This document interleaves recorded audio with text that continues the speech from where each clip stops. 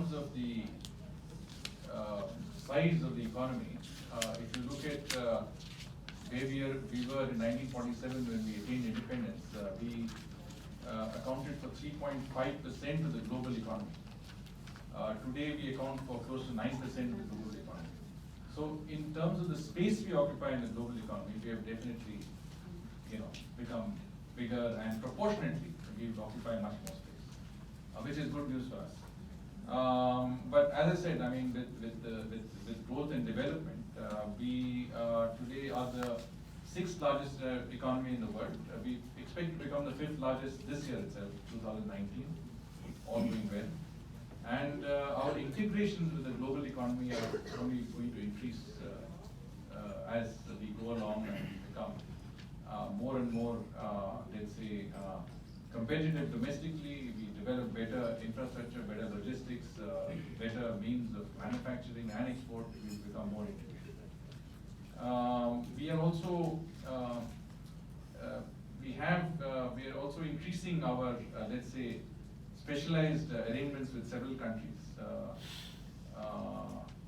We are part of a special. We have free trade agreement with the ASEAN region. We have free trade agreements with some of our neighbors, including Sri Lanka. We are negotiating free trade agreements with a much larger region, including Japan, Korea, Australia, the ASEAN countries. And so with preferential trade relations, of course, we also expect that trade would grow. And I think on the whole, clearly, both in terms of size and in terms of integration and in terms of a qualitative engagement, you will see that the Indian economy is going to increase. I mean, take the example of UK.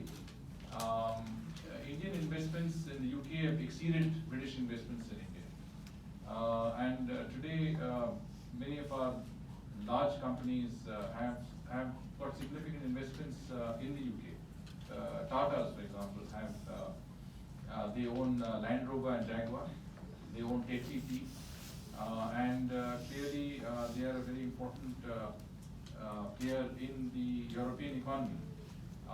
The Tatas have also invested $3 billion in the US economy, and they are here in sectors such as steel, hotels, across the board.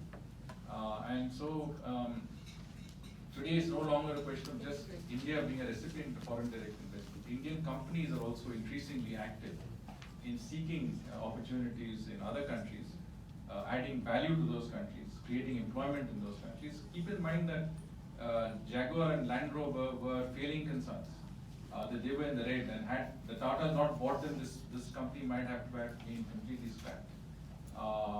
But they turned this company around, and today if the Land Rover and Jaguar is a going concern, it's because of the infusion of capital, technology, and good management practices that Tata brought on board.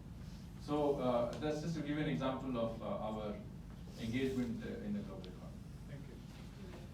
Mr. Ambassador, first of all, Laura, great event as always. My only slight criticism is there's no Indian food, but a beautiful building, and thank you so much for coming, Mr. Ambassador. And you've mentioned Infosys.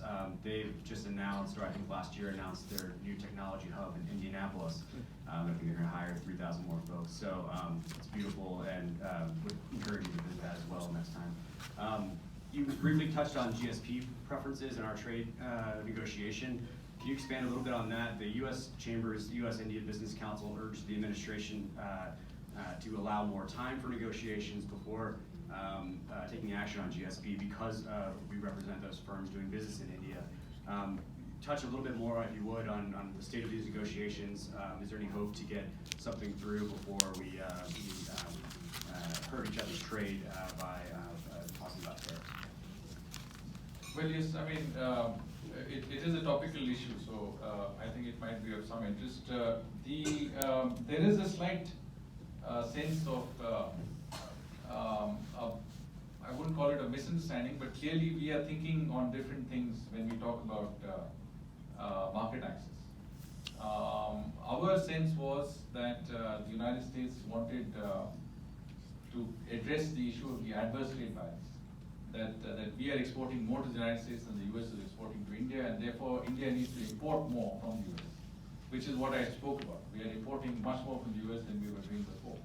We're importing 30%, we imported 30% more last year than we imported in 2017. And last 3 years, you've seen a significant increase in imports to India. Now, if US exports to India can grow at the rate of 30% a year, how is it a market access issue? This is something that we don't fully understand. And yet, the USTR's office has taken the decision to withdraw GSP benefits to India, provided notice of 60 days. We were a little surprised when we got the notice because we have given you an alternative package which provides for market access, significant market access. I would say it means 60 to 70% of the requirement from the US. Let's face it, nobody can give 100% of what someone else wants. It's a negotiation. And we are also not at a situation where the political leadership can apply themselves to this issue, because a month from now, they're not sure whether they'll be in government or not. They're preoccupied with elections. We have, I think, if you be fair to say that given good access on agriculture and dairy products, we have given what we feel is a significant access and advantage to US companies in the area of cell phone and IT products. We are not able to look at the issue of medical devices right now, because this is part of the commitment that the government has made to the public in India for providing medical access at very reasonable costs to the public.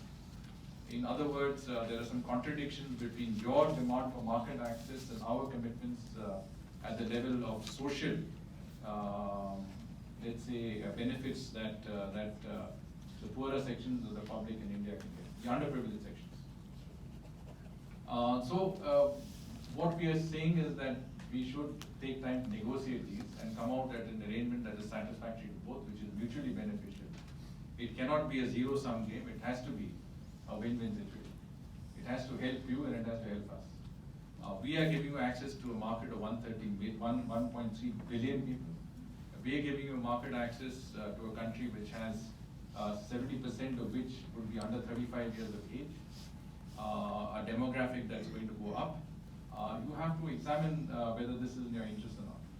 If you say that we have stopped giving you GSP benefits and we will now go no further, it doesn't help you, it doesn't help us. You don't have the market access, neither do we. The US has imposed unilateral tariff increases in aluminum and steel. We have withheld our reciprocal measures worth $250 million. But if you withdraw GSP, it might result in other measures. So it becomes, then you are going, it's a slippery slope downhill. And what we are saying is, let's sit back, reflect, and negotiate further and see what we can do, which should give you advantages and give us advantages. And again, I mean, this is we are both democracies, and we have to ensure that whatever we do is really to the benefit of